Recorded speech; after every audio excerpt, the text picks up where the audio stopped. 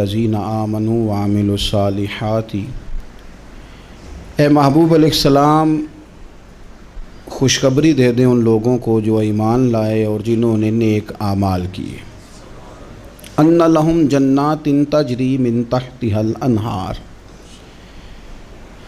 उनके लिए जन्नत है और जन्नत वो है जिसके नीचे नहरें बह रही हैं।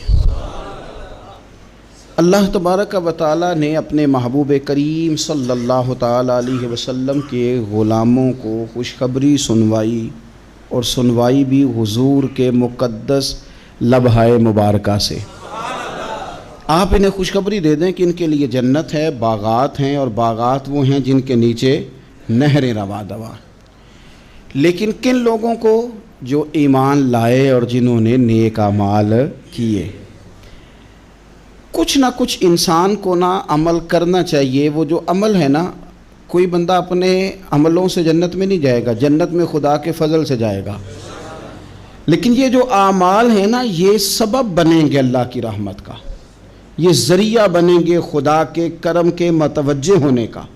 जब हम नेक अमाल करेंगे तो उस अमल की वजह से रहमत होगी, और वो रहमत हमें अल्लाह के करीब भी ले जाएगी, और उस रहमत की बरकत से रब जन्नत भी अता फरमाएगा।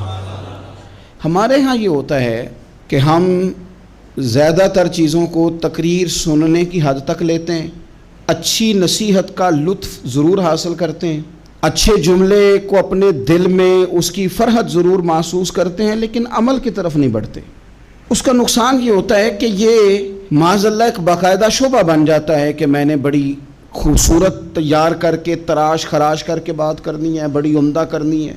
अच्छे अच्छे अदीब तो पैदा होते हैं, अच्छे ख़तीब, अच्छे वाइज़, अच्छे सुनने वाले, दाद देने वाले तो पैदा होते हैं, लेकिन अगर अमल का शौक़ ना पैदा किया जाए तो फिर बातें नशिस्तन गुफ्तन बरखास्तन तक रह जाती हैं, उसका लुत्फ़ नहीं आता। फिर तो तकरीरें हो रही हैं, होती हैं और होती रहेंगी। नतीजा क्या निकला? जो आदमी कहता है मैं इतने सालों से तकरीर सुन रहा हूँ, तो सवाल ये है कि भाई इतना सुनने के बाद तुम संवरे कितना? सुनने का एक ही मकसद ज़िंदगी में आप समझ लें कि सुनने का मतलब संवरना है।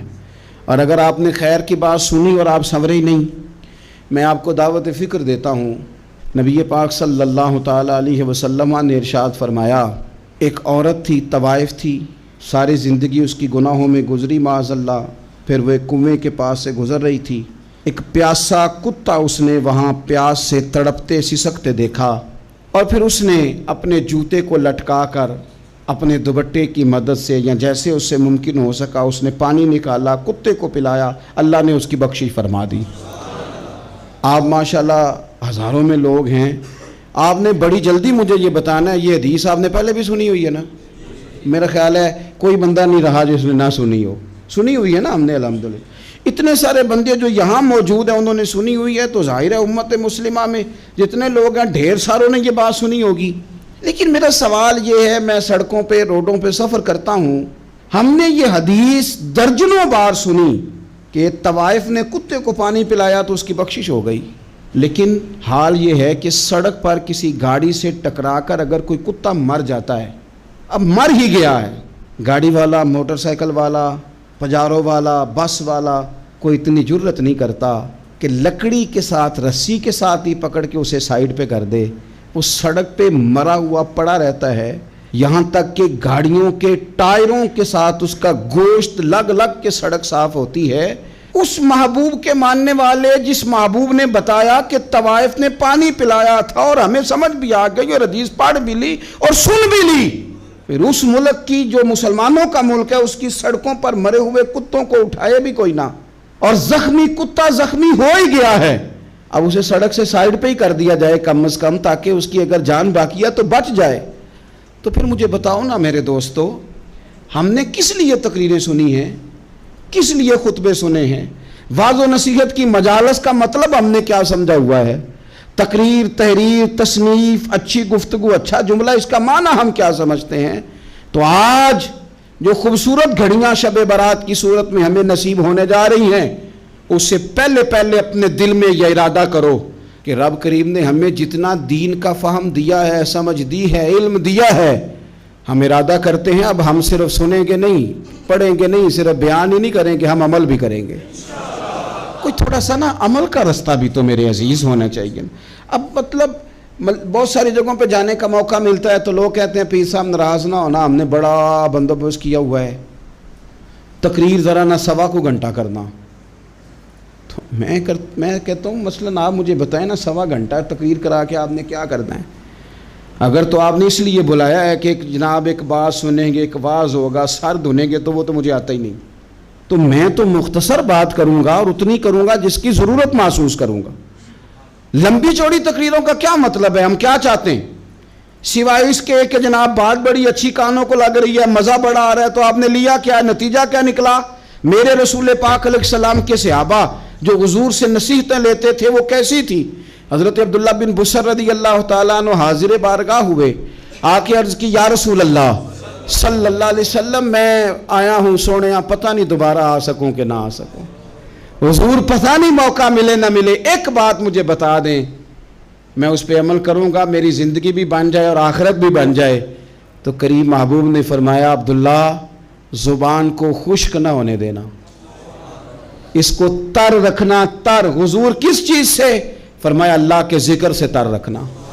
زبان اللہ کے ذکر سے تر رہے، ہر وقت رب کی یاد رہے، تیری دنیا بھی بن جائے گی اور آخرت بھی بن جائے گی. تو میرے عزیز اپنی زندگی کے اندر اب ہم نے عمل کرنا ہے. او جناب کمال پھر یہ ہے کہ جب واعظ سننے کا شوق بڑھ جاتا ہے، تقریر سننے کا شوق بڑھ جاتا ہے، سننے سنانے کا خالی مزاج ہو جاتا ہے، پھر بندہ ڈھونڈتا پھرتا ہے کہ نئی سے نئی چیز کہاں ملتی، انوکھی سے انوکھی چیز کہاں ملتی، انفرادی سے انفرادی بات. میرے بھائی آپ ضرور سنیں، ضرور سنیں. مومن کی گمشدہ میراث ہے، حکمت جہاں سے ملے لیں، لیکن عمل کرنے کے لیے لیں، عمل کرنے کے لیے. اب میرا دل کرتا ہے اب ہماری چپ سے بھی لوگ سبق سیکھیں. حضرت باجید بستامی فرمایا کرتے تھے جس نے ہماری چپ سے کچھ نہیں سیکھا اس نے ہماری تقریر سے کیا سیکھنا ہے. اب تھوڑا سا نا اشاروں کی بولی بھی سمجھیں، اب تھوڑا سا یہ بھی ہو کہ بس بات پوری ہونے نہ پائے اور انسان کی رغبت عمل کی طرف بڑھ جائے. یہ مزاج ہمیں دیا ہے. اب تو بھائی آ جائیں آپ، صبح بھی تقریر کر دیں، دوپہر کو بھی تقریر کر دیں، شام کو بھی تقریر کر دیں، تو پھر یہ بھی ہوتا ہے کہ جناب وہ بیان آپ نے جو سنایا تھا نا وہ ذرا دوبارہ سنا دیں. تو میں کہتا ہوں پہلے سننے پر عمل ہو گیا تو نہ کریں. اب ہمیں تھوڑی باتیں سیکھ کر ان پر عمل کرنا ہے اور آگے بڑھنا ہے. بڑی سادی بات میرے ابا جی بتایا کرتے تھے. والا صاحب کہتے ہیں کہ ایک دیہاتی بندہ نہ چلا گیا وہ کسی مولوی صاحب کی تقریر سننے. تو اس زمانے میں آپ کو پتہ ہے یہ واش روم کا مروجہ نظام نہیں ہوتا تھا، تو لوگ کھیتوں میں دوسری جگہوں پہ پیشاب کے لیے جاتے تھے. تو مولانا نے ایک احتیاط بیان کی. وہ کہنے لگے کہ پیشاب سخت جگہ پہ نہ کرو زمین پہ بیٹھ کر، ورنہ پیشاب کے چینٹے اڑیں گے، کپڑوں پہ پڑیں گے، اور حدیث میں سخت حکم ہے اس مسئلے. تو کوئی نرم جگہ ہو ایسی جہاں پیشاب کریں چینٹے نہ اڑیں. وہ بندہ عمل کرنے والا تھا نا، اس نے میری تقریر سن کے سر دھن کے جانا نہیں تھا. اس نے اتنی ساری ریت لے لی، کپڑے میں باندھ لی، اور وہ اس نے کندھے پہ رکھی ہوئی ہے. جہاں پیشاب کا وقت آتا پہلے ریت بچھاتا، پھر پیشاب کرتا تاکہ میرے کپڑوں پہ نہ پڑے. ایک صاحب نے اسے کہا کوئی ہفتے بعد چلو بیان سننے چلیں. تو کہنے لگا میں پہلے پہ عمل کر لوں، یہی بڑا ہے. میں نے تو اتنی ساری ریت، کندھا تھک گیا ہے میرا، اس دن سے اٹھائی ہے. تو میں نہیں چاہتا کہ نہیں بھی سنوں تو کسی اور جگہ میں. یہ تفریح تباہ کے لیے بات کو نہ سمجھیں. اس سادے آدمی نے جو ہمیں سمجھایا مجھے اور آپ کو، اس پر غور کرے کہ کل بھی سنا تھا، پرسوں بھی سنا تھا، پیر صاحب نے ترسوں بھی کہا تھا، شیخ نے پرسوں بھی کہا تھا، پچھلے ہفتے بھی کہا تھا. تو نے اگر شیخ کی بھی نہیں سنی، استاد کی بھی نہیں سنی، پیر کی بھی نہیں سنی، اور اس دور کے پیر جو صحیح کام کرنے والے ہیں، استاد جو صحیح کام کرنے، مجبور ہو گئے ہیں بیچارے. کہتے ہیں کس کی تربیت کریں. کس درد سے کہا تھا حضرت سلطان باؤ نے. وہ کہتے ہیں اور رب دا طالب کوئی بھی نہیں ملیا، تے جو ملے ہے طالب زردہ ہو. یہ تو آئے ہیں کاروبار سیدھا کرنے، فوٹو کھنچوانے، فلاں کام کے لیے. یہ تو وہ جو ہم دینا چاہتے ہیں اس کا تو مزاج ہی نہیں. پہلے بھی میں نے کہا تھا، پھر کہتا ہوں مجھے شوق نہیں ہے. خدا مجھے معاف کر دے اس دن سے پہلے جس دن یہ شوق ہو کہ میں سویرے جاؤں گا تو نوٹ لاؤں گا، تو شام جاؤں گا تو نوٹ لاؤں گا. یہ شوق نہیں ہے، طبیعت نہیں ہے، من نہیں چاہتا. لیکن یہ کہ یہاں بھی آ جائیں خطاب کر دیں، یہاں بھی او خدا کے بندو ہم کہاں اس قابل ہیں ہم خطاب کریں. ہم نے تو نا جی ایک اذان دینی شروع کی ہوئی، صبح و شام ایک اذان پڑھتے ہیں، ہے یہ پیغام حضرت احمد رضا کہ بارگاہ نبی کے رہو با وفا۔ ہم تو کہتے ہیں ادھر آ جاؤ، ٹھوکریں کھاتے پھرو گے ان کے در پہ آ پڑو، قافلہ تو اے رضا اول گیا آخر گیا۔ ہم تو کہتے ہیں ادھر آؤ، اللہ رسول کی بارگاہ کی طرف رجوع کرو۔ اور وہ ایک جملے پہ اگر تو عمل ہو گیا، پیار سے باتیں کرتا رہتا ہوں، سب کے ساتھ نہیں کرتا، جس کا مجھے پتا ہو کہ یہ تھوڑا سہ لے گا۔ ایک دوست نے مجھے کہا کہ میں تو آتا ہوں تو مجھے علاقے کے لوگ کہتے ہیں ان کو بلاؤ، تو میں کہتا ہوں پورا عمل کرنا میری غلط ہے، تو پھر میں باقیوں کو بھی لگا جاؤں گا، تو اگر تیرا ہی عمل نہیں ہو سکا تو باقیوں کو میں نے جا کے کیا سمجھانا ہے۔ تو ایک تو آج کی جو رات ہے، اس سے پہلے اپنے اعمال کی طرف میں اکثر کہتا رہتا ہوں کہ شب برات پہ ہر مسجد سے زور زور سے رونے کی آواز آنی بھی چاہیے۔ شب قدر پہ آتی ہے، عمرے پہ جاتے وقت لوگ معافیاں مانگتے ہیں، حج پہ جاتے وقت، اور کروڑوں لوگ یہ کام کرتے ہیں سال میں۔ اگر 25 لاکھ 26 لاکھ آدمی یا 50 لاکھ آدمی حج کرتا ہے اور وہ جانے سے پہلے معافی مانگ کے گیا، توبہ کر کے گیا ہے، اور کروڑوں لوگ ہیں جو شب قدر میں ہیں، شب برات میں ہیں، اور انہوں نے کھل کے توبہ کی ہے، تو پھر میرے بھائی سویرے کرپشن ختم ہونی چاہیے نا ملک سے، سویرے 75% جھوٹ ختم ہونا چاہیے نا۔ ساری رات تو لوگوں نے توبہ کی تھی، صبح 80% حقوق العباد کا مسئلہ حل ہونا چاہیے تھا کہ نہیں ہونا چاہیے، صبح ملاوٹ بہت حد تک ملک سے ختم ہونی چاہیے۔ تو کیا ہم نے سمجھ لیا ہے؟ ہم نے یہ سمجھا ہے کہ شب برات پہ بھی بس ایک رسم ادا کرو، آؤ تھوڑی توبہ کرو چھٹی کر جاؤ، آئیے شب قدر تو توبہ کرو چھٹی کر جاؤ۔ کیا یہ ہم نے مطلب سمجھ لیا؟ حج کرنے گئے، رب کی بارگاہ میں حاضر ہوئے، رسول کریم کی بارگاہ سے بھی جو ہو کے آ جائے اور بدلے ہی نہ، وہاں تک جائے اور بدلے ہی نہ۔ مدینے گئے، کعبے گئے، کربلا گئے، جیسے گئے تھے گھوم پھر کے ویسے ہی آ گئے۔ نتیجہ کیا ہے؟ اپنی زندگی نتیجہ خیز بنائیں۔ آج اس خوبصورت موقع پر جب شب برات ہمارے سامنے کھڑی ہے، اپنے ذہن میں تہیہ کریں کہ اب ہم نے بدل جانا ہے۔ شوگر ہو جائے تو بدلنا پڑتا ہے، اللہ معاف کرے، چینی چھوڑنی پڑتی ہے، من پسند مٹھائیاں چھوڑنی پڑتی ہیں، بدلنا پڑتا ہے۔ بلڈ پریشر ہو جائے تو یارو بدلنا پڑتا ہے۔ اگر انسان کو خدا نہ خواستہ کوئی مرض لگ جائے تو بدلنا پڑتا ہے۔ اولاد پیدا ہو جائے تو بدلنا پڑتا ہے۔ گھر میں بیٹیاں پیدا ہو جائیں تو بوڑھے باپ کو بدلنا پڑتا ہے۔ بال سفید آ جائیں تو پھر بھی تو بدل جانا چاہیے نا۔ انسان کی عمر 40 سال ہو جائے تو پھر بھی تو بدل جانا چاہیے۔ شب برات پہ توبہ کرے تو پھر بھی تو بدل جانا چاہیے۔ اب بدل جائیں، اب ہم بدل جائیں۔ اب نہ درد ہوتی ہے، گاڑی میں بیٹھیں تو کمر پہ درد ہوتی ہے، اب ہم بدل جائیں۔ اب لوگ بتاتے ہیں تیرے بال سفید ہونے لگ گئے، اب ہم بدل جائیں۔ اب لوگ ہمیں کہتے ہیں بچے جوان ہو گئے، اب ہم بدل جائیں نا یارو۔ اب لوگ ہمیں کہتے ہیں کہ اوخو اب تو آپ اٹھتے وقت زمین پہ پہلے ہاتھ رکھتے ہیں پھر اٹھتے ہیں، اب بدل نہ جائیں۔ اب محسوس ہوتا ہے کہ نیند گہری نہیں آتی، اب محسوس ہوتا ہے کہیں کہیں جسم میں تکلیف ہے، اب بدل نہ جائیں۔ اب نہ کئی کلاس فیلو چلے گئے دنیا چھوڑ کے، بدل نہ جائیں۔ اپنے بہن بھائیوں میں سے کئیوں کا جنازہ پڑا، بدل نہ جائیں۔ ہم میں سے کئیوں نے ماں باپ دفن کر دیے، پھول ڈال دیے قبروں پہ، اب بدل جائیں۔ اب وقت تھوڑا رہ گیا، اب کچھ تبدیلی کی طرف آئیں، اب توبہ صحیح والی کر لیں، اب استغفار دل سے پڑھ لیں، اب تبدیل ہو جائیں، اب اپنے اندر باہر کچھ تبدیلیاں لائیں، اب اپنے ظاہر اور باطن کو سنواریں۔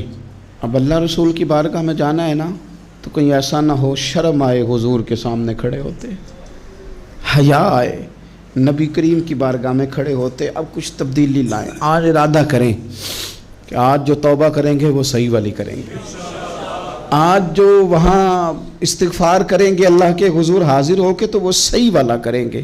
اب کچھ تبدیلی کا مزاج لائیں۔ اور پھر ایک اور بات بھی عرض کروں، ہمارے ذاتی تعلقات سارے دھوکہ ہیں، ہماری جیبوں میں مال سارا دھوکہ ہے، ہمارے بلند و باغ دعوے سارے دھوکہ ہیں، ہمارے بڑے بڑے رتبے سارے دھوکہ ہیں۔ بڑے تعلقات تھے بیٹے کے، پر ماں بیمار تھی تو اسے صحت تو نہیں تعلقات کی وجہ سے مل سکی۔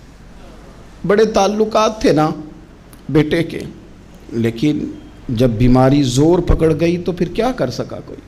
بڑے تعلقات تھے، بڑا پیسہ تھا جیب میں، بڑا کچھ تھا، لیکن جب جناب اسرائیل آئے تو پھر کوئی کچھ بھی نہ کر سکا، پھر اپنے رہ گئے، اور جس کو جانا تھا وہ سب چلے گئے۔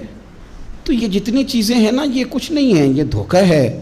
سچ صرف اللہ رسول کی ذات ہے، حقیقت صرف دین ہے، اصل صرف وہ بارگاہیں ہیں۔ دھوکے میں نہ زندہ رہو، چھوڑ دو یہ بات کرنی کہ بڑے تعلقات ہیں، چھوڑ دو یہ بات کرنی کہ بڑا پیسہ ہے، چھوڑ دو یہ بات کرنی کہ برادری قبیلے علاقے میں بڑا، اور کچھ بھی نہیں ہے۔ کل من علیہ فان، ہوئے نامور بے نشاں کیسے کیسے۔ دیکھو زمین کھا گئی، نوجوان کیسے کیسے۔ میں مولانا نورانی کی قبر پہ کھڑا تھا تو میں کہہ رہا تھا مقدور ہو تو خاک سے پوچھوں کہ اے لئیم تو نے وہ گنج ہائے گرا مایا کیا کیے، اتنے بڑے لوگ تو لے گئی، اتنے بڑے لوگ قبروں میں کدھر گئے؟ سلطان محمود غزنوی کہاں ہیں؟ شہاب الدین غوری کہاں ہیں؟ وہ لوگ جو میدانوں میں آ کے صرف ان کا نام لیا جاتا تھا تو دنیا کانپ جاتی تھی، وہ کہاں گئے؟ اٹھ گئے سب لوگ، چلے گئے، ختم ہو گیا معاملہ۔ وقت اب ہماری طرف بڑھ رہا ہے، اب تیزی ہے، اب پیغام اجل آیا، کئی ہمارے ارد گرد سے اٹھا کے لے گیا، اب ہمیں بھی تو واپس لوٹنا ہے نا، تو کچھ تیاری کر لیں، کچھ ارادہ کر لیں۔ اور بارگاہ رب رسول کی اس طرح کی ہے کہ بس جانے کی دیر ہے، بس صرف جانے کی دیر ہے، صرف جانے کی۔ اور اللہ رسول کی بارگاہ دوستو وہ والی ہے کہ جہاں نا زیادہ منت بھی نہیں کرنی پڑتی۔ وہ جو 4-5 لوگ تھے نا مکہ مکرمہ میں، انہوں نے بہت ہی اسلام کی مخالفت کی حد کر دی تھی، ان کے لیے حکم ہوا تھا جہاں ملے قتل کر دو۔ اکرمہ تھے، ابن قتل تھے، کچھ اور لوگ تھے، تو پتہ ہے ان کو کسی نے مشورہ کیا دیا تھا؟ کسی کافر نے مشورہ دیا، پر پتہ صلاح کیا دی تھی؟ اس نے کہا تھا تم نے بڑی زیادتیاں کی ہیں، بڑے بے ادب ہو، کسی صحابی کے قابو نہ آنا، مار دیے جاؤ گے، اپنی خطاؤں کے سبب سے تم مار دیے جاؤ گے، لیکن اگر کسی طریقے چھپتے چھپاتے رسول پاک کی بارگاہ میں پہنچ جاؤ نا، اگر وہاں کسی طریقے چلے جاؤ۔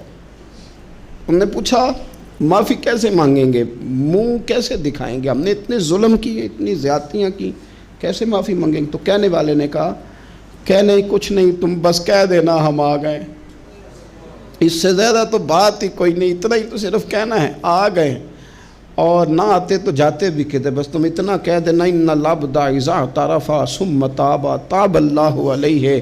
نبی کریم علیہ السلام نے فرمایا بندہ جب آ کے کہتا ہے نا یا اللہ میں بھول گیا تھا، غلطی ہو گئی، ان العبد اذا اعترف، مان جو گیا ہوں، مان جو گیا، غلطی ہو گئی، جب کہتا ہے نا میں بھول گیا، ثم تاب، پھر وہ توبہ کرتا، تاب اللہ علیہ، اللہ دیر کرتا ہی نہیں، فوراً توبہ کو قبول فرما لیتا۔ ہمارے ہاں نا کچھ لوگ تو طبعاً سخت ہیں، اللہ معاف فرمائے، اور کچھ رد عمل کے طور پر سخت ہو گئے، کچھ باتیں دلوں میں بیٹھ گئی ہیں جنہوں نے طبیعتوں کو سخت کر دیا ہے۔ کبھی کہیں آپ بہو سے کہ چلو بوڑھی ساس سے اگر کبھی کو بات سخت نکل گئی ہے تو معاف کر دے، وہ تیار نہیں ہوتی، وہ کہتی ہے تمہیں پتہ نہیں میرے ساتھ کیا کچھ ہوا۔ کبھی ساس سے کہا جائے نا چلو بھول گئی تھی بچی تو آپ درگزر کر دیں، تو کہتے ہیں تمہیں پتہ نہیں میرے اندر سختی کتنی آ گئی ہے، دکھ کتنے بیٹھ گئے۔ ہم نا طبیعتوں میں سختی کر بیٹھے، ہمارے دل دھڑکتے ضرور ہیں لیکن صرف اپنے بچوں کے لیے، ہمارے سینوں میں درد اٹھتا ضرور ہے لیکن صرف اپنوں کے لیے۔ ہم نے نا 2 4 5 6 باتیں جمع کر کے ان پر پورا ذہن بنا کے سخت ہو گئے ہیں، طبیعتیں سخت ہیں، دل سخت ہیں۔ میرے نبی پاک صلی اللہ تعالی علیہ وسلم نے فرمایا، یہ حدیث مسلم شریف میں موجود ہے، فرمایا جنت میں وہ لوگ داخل کیے جائیں گے جن کے دل چڑیوں کی طرح نرم ہیں، نرم دل کے لوگ، معاف کر دینے والے، جلدی مان جانے والے۔ ایک صاحب تھے اپنے بھائی سے ناراض ہو گئے اور انہوں نے رشتے سے انکار کر دیا، پہلے ان کے بیٹے کی وہیں پہ نسبت تھی، انکار کر دیا۔ تو کئی لوگوں نے ان سے کہا، میں نے بھی کہا، تو وہ کہنے لگے پیر صاحب عزت بڑی کرتا ہوں آپ کی، لیکن میں مرد ہوں، ایک دفعہ نہ کر دوں تو پھر ہاں نہیں کیا کرتا۔ تو میں نے اس صاحب سے کہا، میں نے کہا یوں نہ کر، اگر صبح قیامت تیرے بارے میں کوئی سخت فیصلہ آ جائے اور رب کو منانا ہو کسی مقام پر تو کیا کہے گا؟ بہانے بنا بنا کے ہم سخت ہو گئے، دل اتنے سخت پتھر کر لیے، میں فلاں ہوتا ہوں جی، میں نہیں دوبارہ کسی کی سنتا۔ اور خدا کے بندو، میرے نبی پاک علیہ السلام نے فرمایا مومن تو اس طرح ہوتا ہے جس طرح اونٹ کے ناک میں نکیل ہوتی ہے، بٹھا دو تو بیٹھ گیا، اٹھ جاؤ تو اٹھ گیا۔ اور حضور نے فرمایا وہ لوگ جو بہت بد اخلاق ہیں، جھگڑالو ہیں، فسادی ہیں، سخت دل ہیں، وہ لوگ جنت میں نہیں جائیں گے۔ جو جھگڑے کرتے پھرتے ہیں، جھگڑالو لوگ ہیں۔ عزیز دوستو، اپنی زندگی کے اندر طبیعت میں نرمی، اگر طبیعت نرم ہو گئی نا جی، مزاج میں نرمی آ گئی، تو پھر آپ محسوس کریں گے کہ آپ معاف کرتے بھی جلدی ہیں اور معافی دیتے بھی جلدی ہیں۔ پھر آپ کے تعلقات بچیں گے، آپ کی نسبتیں بچیں گی، آپ کے بہت سارے رشتوں میں قربت آئے گی، ٹوٹیں گے نہیں۔ ایک تو دل نرم کریں، کسی شخص کے بارے میں دل میں کوئی بات ہے تو اسے معاف کریں اور معافی دیں۔ کچھ لوگ بالکل ٹھیک ٹھاک ہوتے ہیں، کوئی ناراضگی نہیں ہوتی، لیکن آپ نے بچی کی شادی کا کارڈ دیا نہیں تو فوراً ناراض ہو جاتے ہیں، اور پھر آپ سمجھا رہے ہیں، قائل کر رہے ہیں، وہ تیار ہی نہیں ہے قائل ہونے کو۔ سنو، اور اس حدیث کو یاد رکھنا، نبی پاک صلی اللہ تعالیٰ علیہ وسلم نے فرمایا جس کے پاس اس کا بھائی عذر لایا، بھائی معافی مانگنے آیا اور پھر اس نے معاف نہ کیا، اللہ کے حبیب فرماتے میرے حوض کوثر پہ نہ آئے۔ تو سخت ہو کے بیٹھ گیا ہے، تو کہتا ہے میرے سے پہلے سنے، میں آپ کو بتاؤں اس نے میرے ساتھ کیا کیا، اور ٹھہر جا۔ اگر حساب کتاب کے بعد معافی والا اصول رکھ لیا جائے کہ پہلے حساب کتاب ہوگا، غلطیوں کا مداوع ہوگا، پھر معافی ہوگی، تو یہی حساب اگر رب کریم بندوں کے ساتھ کرے تو پھر میں اور آپ کدھر جائیں گے؟ تو اس سادی بات پہ آ جاؤ نا، تو دو جملوں میں حضور نے سمجھائی ہے، فرمایا تم رب کے بندوں کو معاف کر دو، اللہ تمہیں معاف کر دے گا۔ تو آج کی شب سے پہلے، آج کے دن سے پہلے، رمضان المبارک کے تشریف لانے سے پہلے اپنی طبیعت کے اندر ایسا ذوق لائیں، ایسی طبیعت لائیں کہ ہم نے معافی دینی بھی ہے اور معافی لینی بھی ہے۔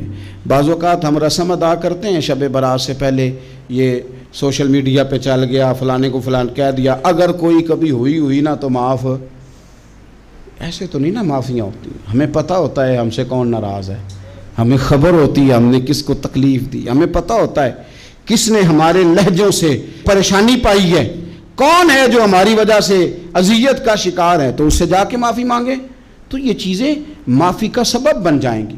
اور پھر میرے نبی پاک صلی اللہ علیہ وسلم نے دو تر چیزیں اور بھی بیان کی ہیں، میرا دل کرتا ہے کہ وہ بھی ذرا آپ کو عرض کر دوں۔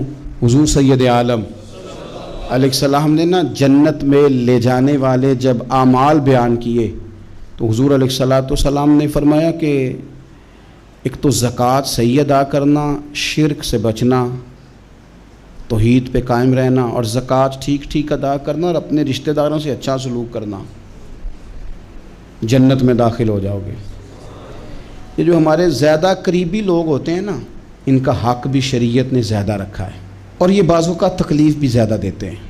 لیکن میرے عزیز، ایک بات سمجھ لیں اچھی طرح سے اور اپنے دل میں بٹھا لیں، میں نے درجنوں بار کہی ہے، پھر کہتا ہوں، اللہ تعالیٰ نے جو خاندان میرے لیے پسند کیا ہے نا، مالک نے مجھے وہاں پیدا کیا ہے، تو جو چچا اللہ نے میرے لیے پسند کیا ہے وہ مجھے بھی پسند ہونا چاہیے، اور جو ماموں اللہ نے میرے لیے پسند کیا ہے وہ مجھے بھی پسند ہونا چاہیے۔ انسانوں کے اندر کمزوریاں بھی ہوتی ہیں، خوبیاں بھی ہوتی ہیں، لیکن ہمارا یہ مسئلہ بن جاتا ہے کہ ہم نہ صرف کمزوریوں کو ڈسکس کرتے ہیں، خوبیوں کا تذکرہ کرتے ہی نہیں۔ اپنے مزاج کے اندر اس بات کو آپ نے پیدا کرنا ہے۔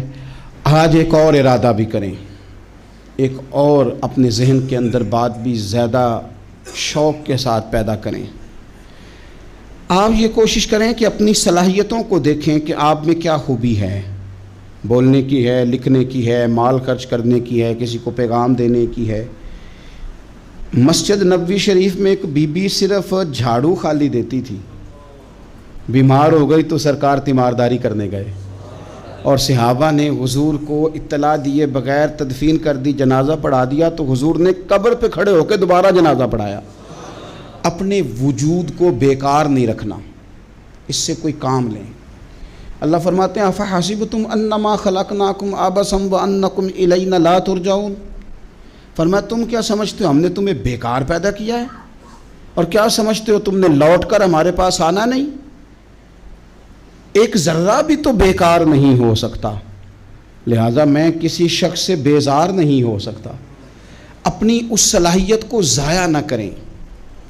ہم نہ بہت سارا وقت ضائع کر رہے ہیں، ادھر ادھر موبائل کھول لیا، دیر تک فلانی چیز دیکھی، پھر فلانی دیکھی، پھر فلانی بحث کی۔ تو اپنے آپ سے نہ کچھ کام لیں، کچھ خدمات کریں۔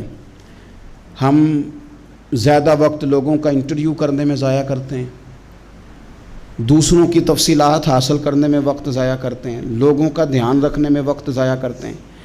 آج کے بعد اپنا دھیان رکھنا ہے، اپنی صحت کا دھیان رکھنا ہے، اپنے معاملات کا اپنے اوپر تھوڑی توجہ دینی ہے، کوشش کرنی ہے کہ کس حد تک ہم اپنی صلاحیت سے فائدہ لے کے کسی کا کچھ نفع کر سکتے ہیں تو وہ نفع کریں، اپنے وجود کو نفع بخش بنائیں۔ حدیث پاک سنیں گے تو آپ محسوس کریں گے کہ اللہ کتنے اجر دینے والا ہے۔ نبی پاک علیہ السلام نے فرمایا جس نے دین کے رستے میں اتنی دیر بھی قتال کیا، لڑا، اتنی دیر جتنی دیر اونٹنی کا دودھ دھونے میں لگتی ہے، اتنا تھوڑا وقت بھی دین کے لیے اگر کوئی نکلا، جد و جہد کی، قتال کیا، لڑا، فرمایا اس بندے کو بھی اللہ جنت عطا فرما دے گا۔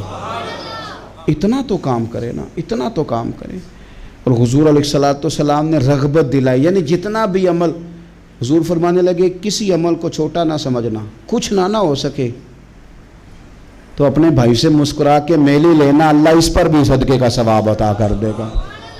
اور نبی پاک علیہ السلام نے فرمایا دوزخ سے بچ جاؤ صدقہ دے کے۔ خیال آتا تھا یا رسول اللہ کتنا کو دیں؟ تو فرمایا خشک کھجور کا ایک ٹکڑا، یعنی پوری کھجور بھی نہیں، خشک کھجور کا ایک ٹکڑا بھی خیرات کر کے بچ سکتے ہو تو وہ کر کے ہی صدقہ دے کے اللہ کے عذاب سے بچ جاؤ۔ معنی کیا ہے ان ساری روایتوں کا کہ کچھ کرو تو صحیح نہ، کچھ کرو تو صحیح نہ۔ ہمارے ایک بزرگ تھے تو کرونا کے دنوں میں انہوں نے ایک جملہ کہا، کہنے لگے یہ کرونا پتہ تمہیں کیا کہنے آیا ہے؟ کہنے آیا ہے کہ بیماریاں آ رہی ہیں، حالات خراب ہیں، یہ کرونا نہیں، یہ کہتا ہے کچھ کرو نا، کچھ اللہ اللہ کرو نا، فارغ نہ بیٹھو، دیکھو کیسے لوگ ڈھیروں کے ڈھیروں اب جا رہے ہیں، اب کچھ کرنا ہے انشاءاللہ تعالی، اب کچھ وقت ضائع نہیں کرنا، اور زندگی میں کچھ، میں کہہ چکا ہوں کہ ایک بندے کو بھی اللہ نے بیکار نہیں پیدا کیا، ہم نے خود اپنے آپ کو بیکار کر لیا۔ اپنے آپ کو بیکار نہ کریں۔ جب رب کہتا ہے فحسبتم انما خلقناکم عبث، کیا تم سمجھتے ہو میں نے تمہیں بیکار پیدا کیے؟ آپ لوگ بڑے کام کے ہیں، بس اپنے آپ کو پہچانے۔ اقبال کہنے لگے عجب نہیں کہ خدا تک تیری رسائی ہو، اور تیری نظر سے تو پوشیدہ ہے آدمی کا مقام، تو بندے کوئی نہیں سمجھ سکا تو وہاں تک تو کیسے جائے گا؟ اپنے آپ کو پہچانے۔ یہ جو کہتے ہیں نا مجھ سے کچھ بھی نہیں ہوتا، ناراض تو نہیں ہو جائیں گے؟ یہ کچھ کرنا نہیں چاہتے، یہ صرف ادھر ادھر دھیان رکھ کے ایک فوٹو چڑھا کے ادھر بھاگ ادھر اپنے نفس کو راضی کرتے ہیں۔ نفس بس کہہ رہا ہے آج یہ کر لو تو وہ کر لیا، ادھر دیکھ لو تو ادھر دیکھ لو۔ اس سے نکلیں، مثبت، مضبوط، مستحکم ارادے کریں اور پھر چل نکلیں۔ لڑنا شرط ہوتا ہے، جیتنا شرط نہیں ہوتا۔ تاریخ یہ نہیں دیکھتی کہ جیتا کون کون، تاریخ یہ دیکھتی ہے کہ لڑا کون کون، میدان میں کون کون رہا۔ اللہ بدر میں کامیابیاں دیتا ہے، احد میں کئی دفعہ کہتا ہے واپس پلٹو، خندق آئے گی تو پھر کامیابیاں مل جائیں گی، خیبر آئے گا تو پھر کامیابیاں مل جائیں گی۔ تو اس لیے ہمیشہ جیتنا ہی ضروری نہیں، لڑنا ضروری ہے۔ ہمت کریں، کوشش کریں۔ اللہ تعالیٰ آپ سب کو جزائے خیر عطا فرمائے۔ آخر دعوانا ان الحمد للہ رب العالمین۔